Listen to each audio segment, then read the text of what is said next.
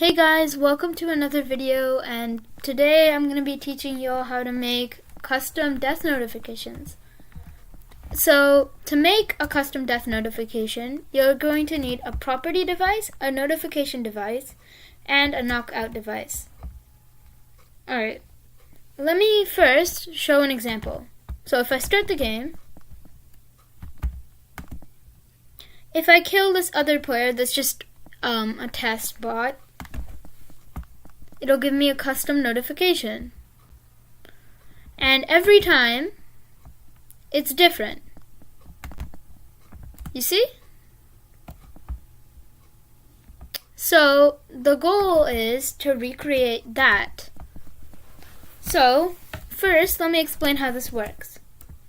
So, the core device here is the knockout manager device. You need to set knockout target to player and set grant items and whatnot to no. So basically just default settings. Also the scope should be player. If you want, it can be global, but I prefer player since you would want to deactivate and activate this individually. If I go now, mainly this works using blocks. So if I open this on knockout block, it's a lot of just block code. But basically, to understand this, it sets a property, a text property, as, well, the text that it needs. So, for example, the first text right here, the first notification you can get is triggering player's name plus knocked out plus knocked player's name, period. So this just creates a sentence like, for example, Potato Lord knocked out player, period. Now, what you need to know here is knocked player's name stands for the person who got knocked out, and triggering player's name stands for the person who knocked the player out. And for the knockout manager, triggering player, it's all about the person who did the knockout. Up here, this is just a random variable that sets its value to a random integer from 0 to 4 or whatever, how many you want. Now, if it's, for example, there's a bunch of if statements. This is the customizable text. This is just copy and pasted. So if it's 0, so there's a 1 in 5 chance that it's any of these. So for example, if it's 0, then it does triggering player's name, knocked out, knocked player's name, period. And if it's 1, it says, knocked player's name, so the person who got knocked out, should have been more careful around the person who did the knocking out. And so on. These are just all custom. You can set them to whatever you want. This one is more complicated. This is, where did knocked player's name go, triggering player's name. And then at the end, it just broadcasts this on a channel. Now, this sets a property text, right? This is a text property to a specific text. That's what this does. Set property as knocked out player to this. Now, that's not useful since we need a notification. That's where this device comes in. So the notification title can be anything since that's just going to override itself. And the notification content can be whatever you want. You could say, for example, a poor player or anything like that. You can also just leave it blank, like I did. Now, if I go to blocks, when receiving on the channel, whatever channel, that's all the notification device needs. Send notification, the title or the content can just be get property death.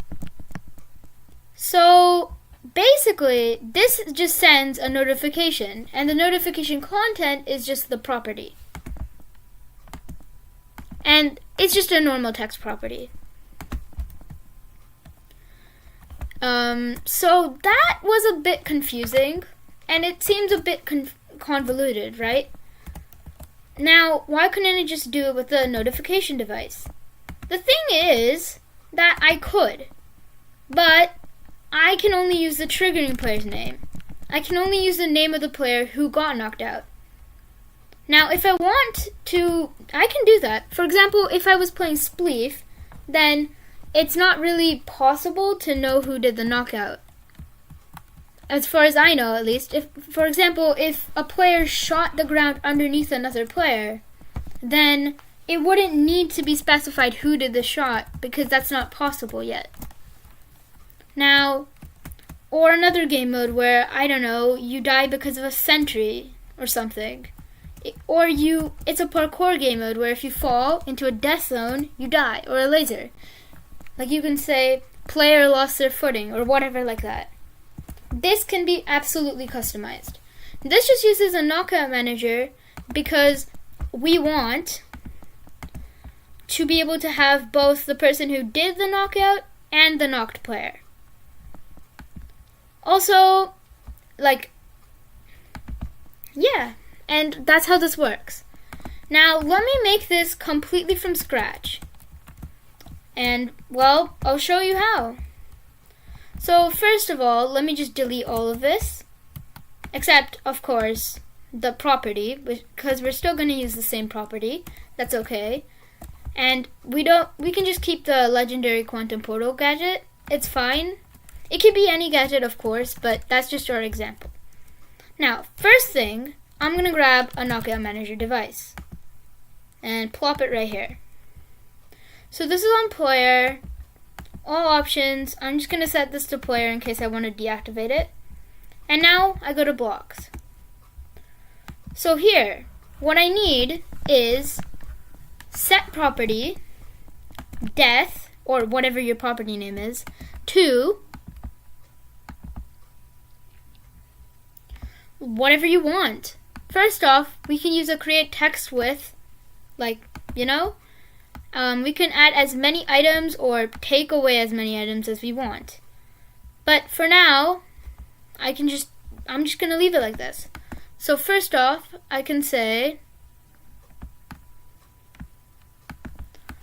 first thing we need is, for this device, the knocked player's name.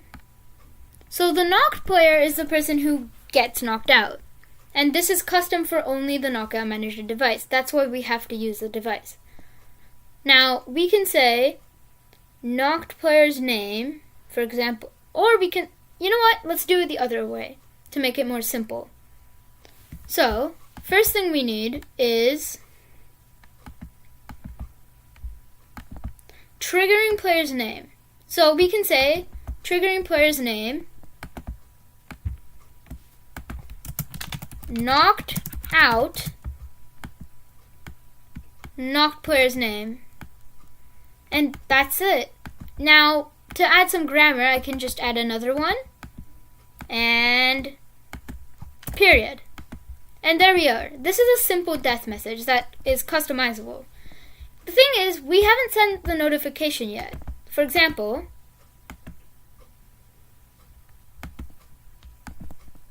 nothing happens because there's no notification device. Now, I'm going to add a notification device real quick, like this. And bam, notification device. Now, what I can do is go to blocks, and let's just do, on wire pulse. So, send notification, and the title or the content or whatever is the property. And here we are. And I can just add a title saying someone died or whatever. I can do whatever I want. That's the point. But for now, let me just set the title to the property. Now, I can hook this up. Dang, I messed up. I meant I can hook this up, target knocked out, run wire pulse block. And this should work.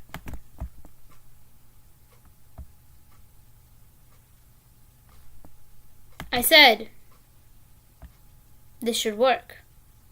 Potato Lord knocked out player. And there you go. It gives the message. So we know that works. Now, one thing to know here is that this still isn't customizable.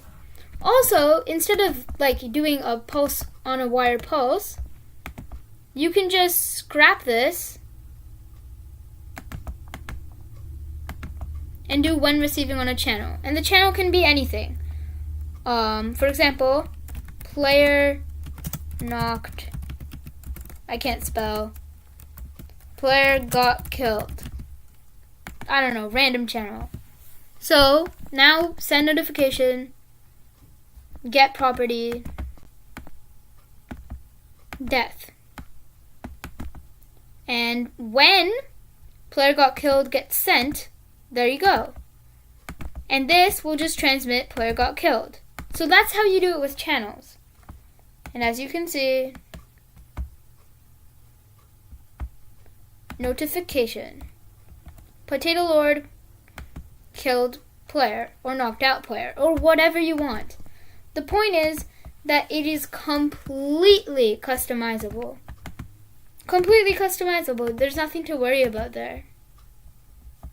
And now that I think about it, one thing to make this more consistent would be just add a broadcast message on channel after this text, player got killed. So there. And we can scrap this. I think that this will be more consistent because as you saw, the first time when we killed the player, it wouldn't give the notification, and now it does. So that's just a bug fix if you want, right? Now, as you saw, that's a custom notification that you can completely edit to your choice, but it's not perfect because as you saw, when I made it the first time, it's completely random. So to add randomness, normally what I do to add randomness, for example, is first create a variable called, I don't know, random integer. And then set it to a random integer. So for example, I can set this to math, random integer, external inputs if you want, or internal inputs. It doesn't matter. I prefer inline since it makes it a bit more clear. 0 to, let's just say 0 to 1. Just to add a little bit, you can add as much variety as you want. Now, underneath this, I can add if blank do this. So if random integer, wrong category, logic. If random integer equals math 0, then it does this. Meanwhile, if random integer equals, 1, let's say it gives a different notification. Like for example, I can swap these and say knocked player's name, the person who got knocked out, shouldn't have messed with triggering player's name. And this is just a funny one. You can set, like I said, whatever you want and this should work. Just make sure that you don't accidentally max out your blocks. And now, shouldn't have messed with Potato Lord? And it does both perfectly. And, that's it. If you want, you can add more, add less. You can do whatever you want. Instead of using for example, you can use a KO device, but you can also just, if you have a death zone, you can just have it send a notification saying, players shouldn't have, I don't know, players shouldn't have touched the death zone, players shouldn't have walked there, anything you want. And that's the point, really. The point is that you can customize this. And, of course, if you want editing options, no, I'm sorry, I'm not good at navigating settings, please. Okay, I finally found the option. Disable knockouts from activity feed. You can turn this on or you can turn this off. That's just, your choice. But I would say that if you have custom death messages, then you could just turn off the normal death messages. And really, that's it. That's all you need to keep in mind. That's all you need to do. And well, this has been Mashpot, and Mashpot out.